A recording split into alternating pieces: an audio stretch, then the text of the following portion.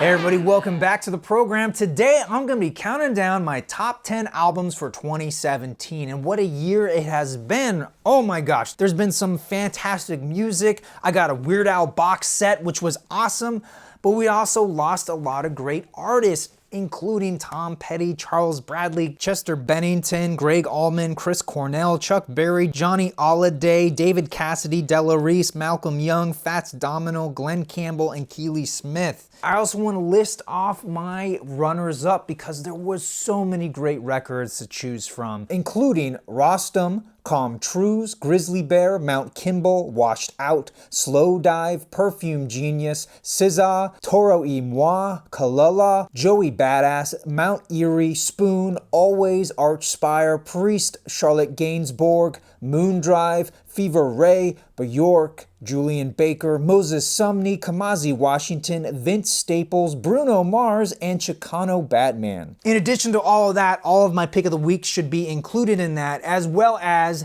Flying Michael Tonal Banana by King Gizzard, Pure Comedy by Father John Misty, Foxygens, Hang, This Old Dog by Mac DeMarco, and lastly, Awaken My Love by Childish Gambino. All fantastic albums, but they did not make the cut. And with that, number 10 is Cigarettes After Sex. This was a band I had never heard of. In fact, I was done, set, ready with my top 10 list, and then I got an email from Amoeba Music telling me about their top 50 albums. I'm like, all right, I'll check it out, see how it compares with mine. And number 1 was this album, and I was like, okay, I need to listen to this. And oh my gosh, I fell in love with it. It's very much lo-fi, sort of Mazzy Star, introverted. I wouldn't call it dark necessarily, but it puts you in a relaxed state. It's very warming, it's not cold and dark.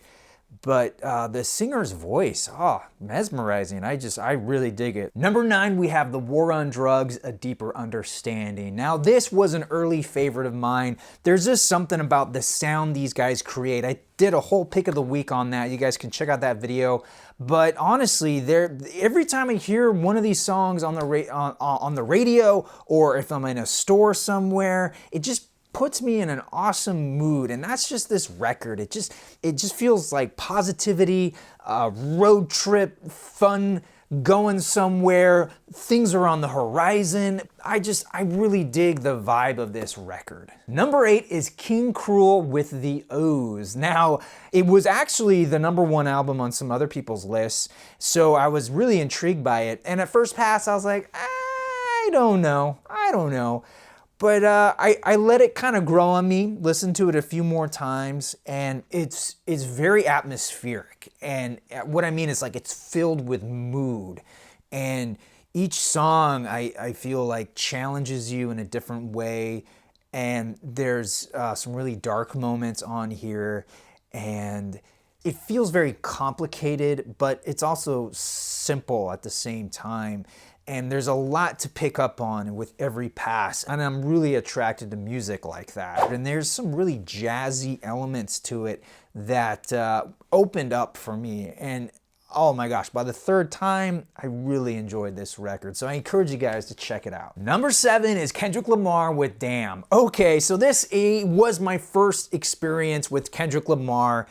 And it just, it blew me away. This guy has so much talent, which is obvious. He's recognized. Everyone knows that. That's a no-brainer. But for me, there's a lot going on. And each song on here was just like it was a different treat. It was like a box of chocolates, right? Just such a variety on here. And a lot of the collaborations he did were just spot on. It was very complex and varied and full of all kinds of music on top of fantastic lyrics. And oddly enough, I was at a wedding and they played Be Humble and everyone was getting down on the dance floor. And that to me is just the transcendence of music. I mean, that's what it's all about. So that really struck a chord for me. Okay guys, number 6 is a King Gizzard and the Lizard Wizard record. And before I tell you which one, I just want to explain that the reason this video is coming out now in 2018 is that I was waiting for their 5th record to drop. See, back at the beginning of 2017, King Gizzard said they're going to be releasing 5 albums in that year alone.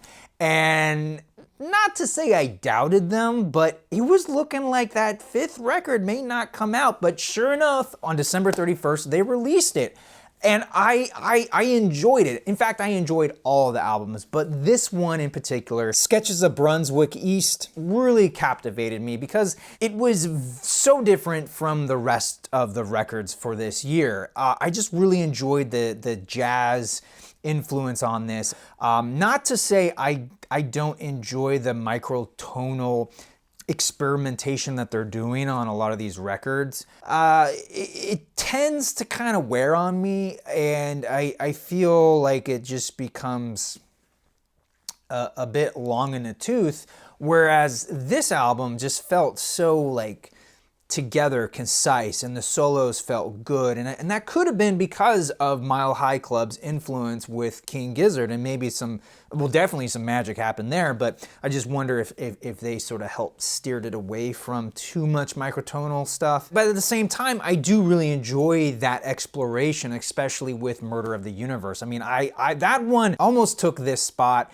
but I just felt like it didn't quite get there with the concept of it, of telling this story. I really enjoyed it, but it felt a little long as itself. So I felt like this album was just like the most refined of the 5 that they released this year. Okay guys, number 5 is St. Vincent with Mass Seduction. I already talked about this in length in my pick of the week, so go ahead and click on that to see what I thought about that album. But again, I was just so enamored by that album. It just took me by surprise, and I just fell hard for that album. And I know it's probably not her best album ever, but to me it was my first album experience with St. Vincent, and now, like Kendrick Lamar, I'm so eager to dive into the rest of her discography. Number 4 is Flower Boy by Tyler, the Creator. Now this one I was sort of hesitant on. I didn't know if I was gonna like this at all, but a lot of you had requested I review this album. I still haven't done that yet, but